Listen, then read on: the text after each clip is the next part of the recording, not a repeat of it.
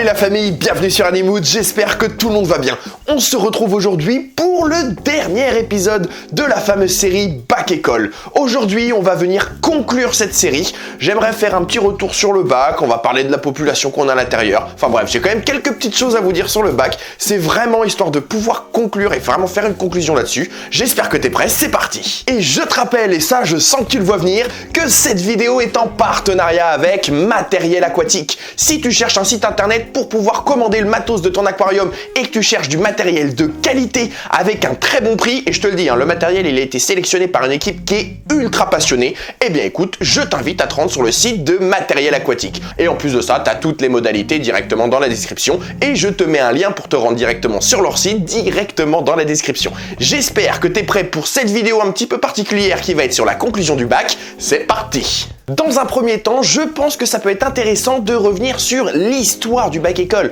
Parce que ce que vous savez peut-être pas, c'est que l'histoire du bac école a débuté bien avant le premier épisode. Enfin, bien avant, je suis un peu un mytho quand je dis ça. Ça fait un mois avant que le premier épisode il soit sorti, techniquement. Mais en gros, nous, ça a démarré cet été 2022. Cet été 2022, on a eu un souci à cause des fortes chaleurs, un mauvais brassage dans ce bac-là. On n'est pas non plus des experts invétérés de l'aquariophilie. On a notre petite expérience, on essaie de se débrouiller avec ça. Mais en tout cas sur ce bac-là, on avait un mauvais brassage, les fortes chaleurs, en plus de ça, ont causé un problème d'oxygénation à l'intérieur de l'eau, les poissons commençaient à remonter, malheureusement, il avait forcément fallu que ça intervienne quand on n'est pas là, donc on a eu des morts dans le bac. On était carrément dégoûtés et on s'est dit que ce genre de souci-là, ça arrive sûrement à beaucoup de personnes. Quand tu es débutant, l'oxygénation, c'est sûrement la dernière chose à laquelle tu penses, si encore tant est que tu y penses, à l'oxygénation, et je sais que certaines personnes peuvent être dégoûtées de l'aquariophilie à cause de ce genre de soucis. Quand tu perds toute ta population, je comprends que ça te donne envie d'arrêter parce que tu es dégoûté. Et on avait envie de pouvoir aider ces personnes-là. Je sais qu'il y a quand même pas mal d'informations sur YouTube, mais c'est pas forcément tout le temps très accessible à des débutants. Et on avait envie d'essayer de vulgariser au maximum les informations, essayer de vous donner les bonnes indications pour vous donner la bonne manière de réfléchir et faire en sorte que vous puissiez vous débrouiller, que vous ayez les bonnes cartes en main en fait avec l'aquariophilie. Et j'espère que toute cette série a pu répondre à vos questions. En tout cas, nous, ça a vraiment débuté à ce moment-là, l'histoire de ce bac école, puisque ça nous a donné l'idée de créer toute cette série de différents épisodes en essayant vraiment de vous expliquer les différents principaux soucis que vous pouviez rencontrer en aquariophilie. On a essayé aussi de faire l'aquarium qu'on rencontre le plus souvent en aquariophilie, c'est-à-dire un aquarium tropical, avec l'espèce qu'on rencontre le plus souvent en aquariophilie, c'est-à-dire le guppy, tout simplement. Et en tout cas, l'histoire, comme je vous ai dit, commence bien avant le premier épisode. Quand le premier épisode, on l'a fait, donc au mois de septembre à peu près, on a créé le bac, on a eu la chance de pouvoir rencontrer Matériel Aquatique qui ont bien voulu sponsoriser l'entièreté de la série et nous fournir l'entièreté du matériel dont on a eu besoin pour faire donc tous les épisodes que vous avez pu voir. C'est eux qui nous ont fourni tout le matériel, sauf le bac. Ça, c'est un petit big up à notre pote José de chez Maxizo qui nous l'a filé, donc un gros merci à toi mon pote. Et mais sinon, c'est vraiment Matériel Aquatique qui nous a envoyé les plantes, le sol, le sable, les racines, enfin ils nous ont tout envoyé, tout le reste quoi. Et quand on a fait cet aquarium là, le cyclage, donc quand il s'est passé, je vous l'ai expliqué dans le premier épisode, mais ce qu'on vous avait pas forcément dit, parce que ça nous est arrivé un petit peu après que l'épisode soit sorti, on a eu une apparition d'algues pendant notre cyclage. Arrivé à peu près à 3 semaines, un mois, on a eu une énorme poussée d'algues, on a eu de la filamenteuse, il y avait de l'algue point vert, de l'algue brune, on a eu de l'algue pinceau aussi, enfin il y en avait partout.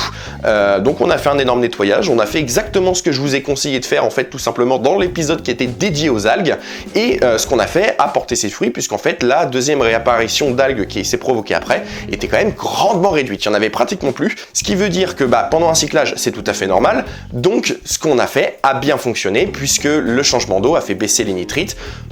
Les algues se sont correctement réduites. Une fois que ça s'était fait, que notre cyclage était correctement passé, écoute, c'est là qu'on a enfin pu choisir notre population. En ce qui concerne donc les poissons qu'on voulait choisir pour notre bac école, on voulait quand même des poissons qui étaient assez représentatifs de ce que cherche un débutant en général. Effectivement, le guppy est un poisson très présent chez les débutants, même si je pense que certains l'ont entendu dans d'autres épisodes, je ne conseille pas le guppy à des débutants à cause de la reproduction qui est extrêmement prolifique chez ce poisson.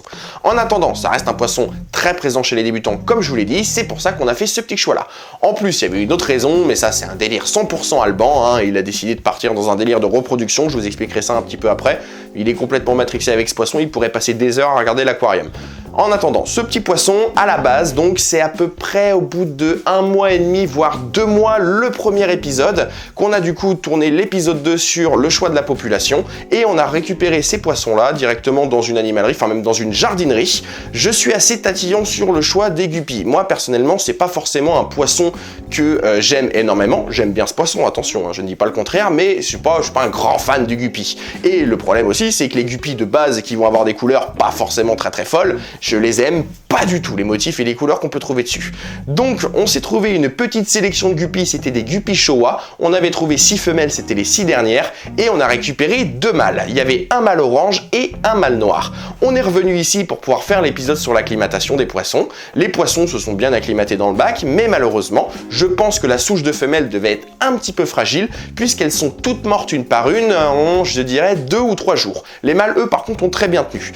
Malheureusement, qu'elles soient mortes en 2 ou 3 jours, forcément, pendant ce petit laps de temps, elles n'ont pas eu le temps de pondre. Donc, on n'a pas eu de reproduction. On a donc décidé de récupérer une seconde souche de femelles. Et donc, on a trouvé celle-ci, donc toutes celles que vous pouvez retrouver dans les épisodes 3, 4, 5, 6 et le 7e, c'est-à-dire celui-ci. Je sais pas le nom de la sélection. Je vous avoue, j'en ai aucune idée. Je suis pas un spécialiste du guppy du tout. Mais j'aime beaucoup les couleurs qui sont blanches et oranges. Franchement, j'adore. Le petit délire d'Alban, parce que pourquoi est-ce aussi on a choisi ces guppys-là en question, c'est que à la base, Alban, il avait envie d'essayer de faire de la reproduction de guppy. Enfin, essayer de faire, c'est un bien grand mot puisqu'il en fait depuis qu'il est gamin. En attendant, il voulait faire une reproduction de guppy, mais essayer de faire sa sélection de guppy, avec ses propres couleurs, enfin ses petits bébés, quoi, entre guillemets. Et moi, j'aime bien les couleurs orange et noir. On a donc décidé d'essayer de se faire notre propre sélection de guppy avec ces magnifiques couleurs.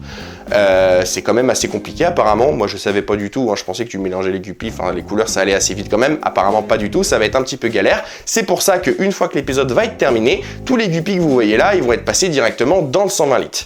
Petit détail d'ailleurs que j'ai oublié de vous préciser sur la souche de guppies qu'on a ici. Effectivement, ils se sont très bien acclimatés au début quand on les a récupérés, mais par contre je pense que certains ont remarqué, et même d'ailleurs certains nous ont fait la remarque dans les commentaires, hein, effectivement ils peuvent avoir quelques dimorphismes, enfin des trucs assez chelous sur eux. C'est assez normal dans le sens, enfin c'est normal et pas normal à la fois, je m'explique. En fait, les guppies, quand il y a des morts, si vous les retirez pas immédiatement, les femelles, enfin les guppies en fait vont venir bouffer le cadavre. Et le problème c'est qu'en venant bouffer le cadavre, ils peuvent choper des parasites. Et ces parasites ont tendance à provoquer ces espèces de morphes bizarres qui sont ignobles. On en avait une qui avait une boule sur la queue, enfin c'est vraiment pas beau. Et du coup, à cause de ça, malheureusement, c'est irrémédiable. On peut rien y faire. La bonne nouvelle par contre, c'est qu'elles avaient eu le temps de se reproduire, eu le temps de pondre, donc on a plein de bébés à l'intérieur. Je suis trop content. Alban, maintenant, on le voit pratiquement plus. Dès qu'on cherche, on va devant le bac école en fait, parce qu'il est forcément devant en train d'observer ses bébés. Il essaie de les compter, il a jamais réussi à trouver le nombre, mais bon, en tout cas, c'est quand même vachement intéressant. En ce qui concerne les plantes, écoutez, j'aimerais quand même revenir un petit peu dessus, parce que l'épisode qui était dédié aux plantes était quand même un petit peu plus dédié aux plantes en aquariophilie de manière générale, plutôt que l'état de nos plantes à nous actuellement. C'est pour ça que j'aimerais revenir sur celle-ci là aujourd'hui. Dans notre aquarium, on a quand même pas mal de plantes. Il y en a qui sont venues un petit peu après le premier épisode, ne serait-ce que la Ludwija par exemple. Avant, à la place, c'était de la Pogonstermon. La Pogonstermon, elle avait pas tenu du tout. C'est simple, les feuilles, elles ont toutes parti. On n'avait plus que des tiges. C'était pas très joli, hein. Honnêtement, quand t'as juste des tiges à l'intérieur, ça faisait un peu une ambiance assez glauque. Donc, on a décidé de la changer. On l'a virée direct. On n'a même pas essayé de la sauver. On a récupéré de la Ludwija. La Ludwija, c'est une dinguerie. Elle a poussé de ouf. Vous allez voir qu'elle est un petit peu verte, ça c'est tout à fait normal. C'est une Ludwija rouge, mais elle est verte, c'est tout simplement parce que à l'intérieur de notre aquarium, on n'a pas un éclairage assez puissant. Les plantes, elles vont développer cette couleur rouge pour venir en fait se protéger de la lumière. C'est pas du tout esthétique à la base, c'est vraiment purement un outil qui est utile dans la nature et elles vont venir développer cette couleur car la couleur rouge aspire beaucoup moins la lumière que la couleur vert, c'est pour ça qu'ils utilisent cette couleur-là. C'est très utile en aquariophilie parce que ça a un côté super joli. Mais nous, notre éclairage, il n'est pas assez puissant pour pouvoir avoir ça. Et quand bien même il sera assez puissant, oui, les Ludwija, elles deviendraient rouges, mais il y aura tellement de lumière dans l'aquarium qu'on finirait avec des algues de tous les côtés. Enfin bref, c'est l'éclairage qu'on avait avant. Parce que si tu te souviens bien, dans l'épisode 1, on avait un couvercle ici. Le couvercle, il y avait une remplette qui était dessus.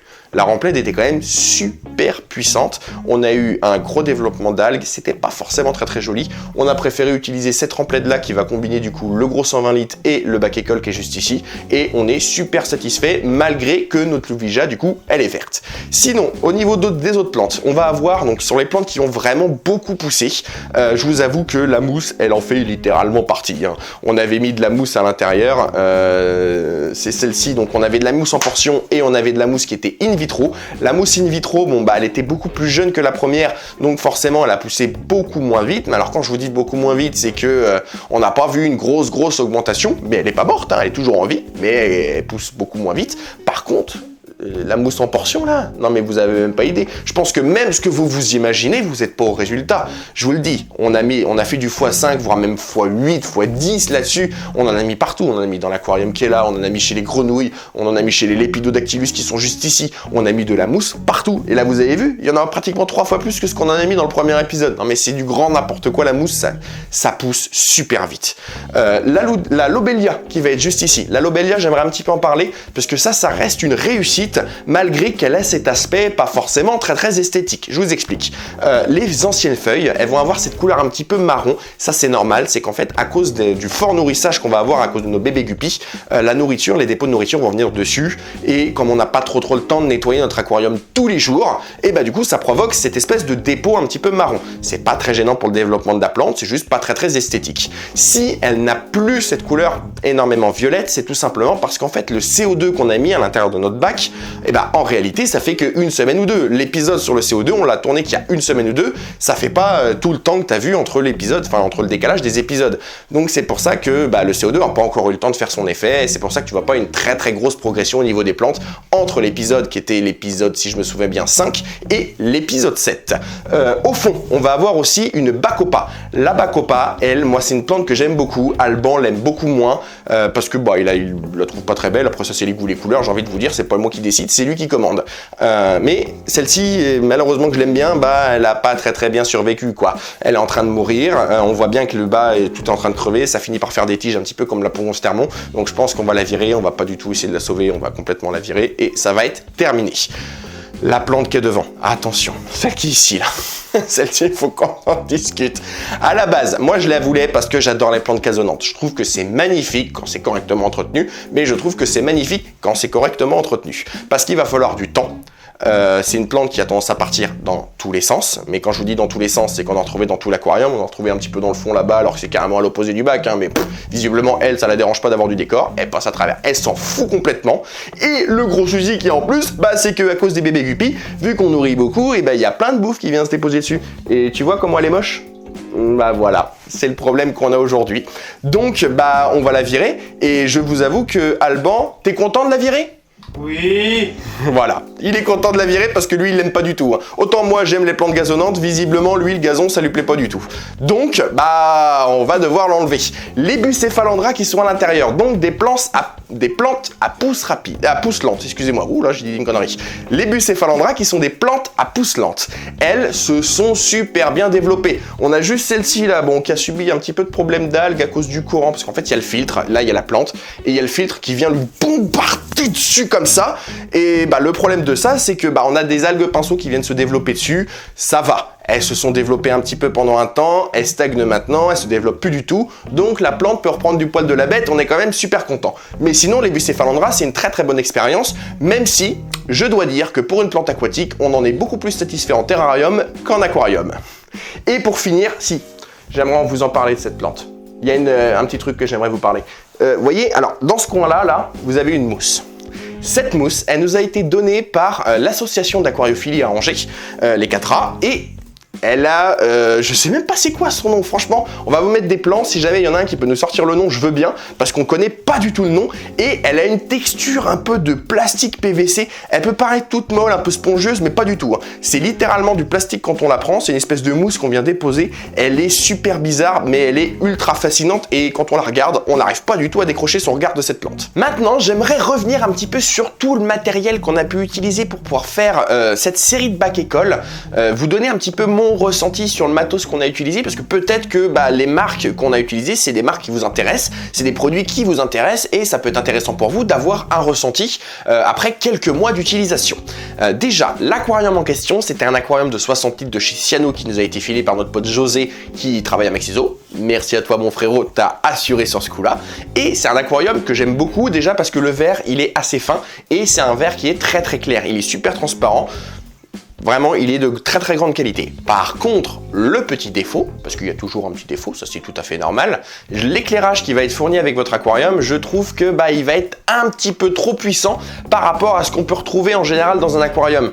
Sachant qu'en France, en plus, bon, là je vous le dis avec une aire dépité, mais en même temps c'est parce que je suis vraiment dépité. Malheureusement, en France, la plupart du temps, on va trouver des aquariums avec des plantes en plastoc. S'il vous plaît, la famille, mettez pas des plantes en plastoc dans votre bac. Mettez des vraies plantes naturelles comme la mère nature a décidé de les faire. Ce sera beaucoup plus simple. Par contre, effectivement, l'aquarium de chez Ciano, il a un éclairage un petit peu trop puissant pour des plantes naturelles. Alors en plus, si vous me foutez des plantes en plastique à l'intérieur du bac, je vous explique même pas le développement d'algues que vous allez avoir. Enfin bref, c'est vraiment le petit défaut de ce bac-là. Sinon, la filtration, c'était une filtration de chez AM.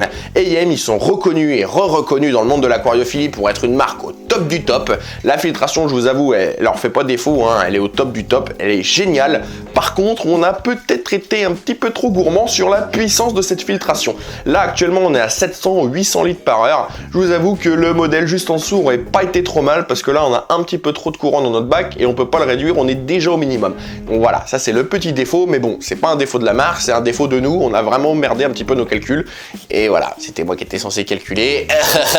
C'est moi qui ai fait caca dans la colle, malheureusement. Sinon, on a aussi utilisé du matériel pour la pousse de nos plantes. Ça, c'était du sol nutritif et des engrais. Le sol nutritif et les engrais, on a décidé de partir sur la même marque, c'est la marque de chez Tropica. Tropica, c'est une marque que je connais depuis quelques années, que j'aime énormément parce qu'ils essaient de simplifier au maximum l'expérience du client final. Aujourd'hui, donc, on avait donc le sol nutritif qu'on avait à l'intérieur.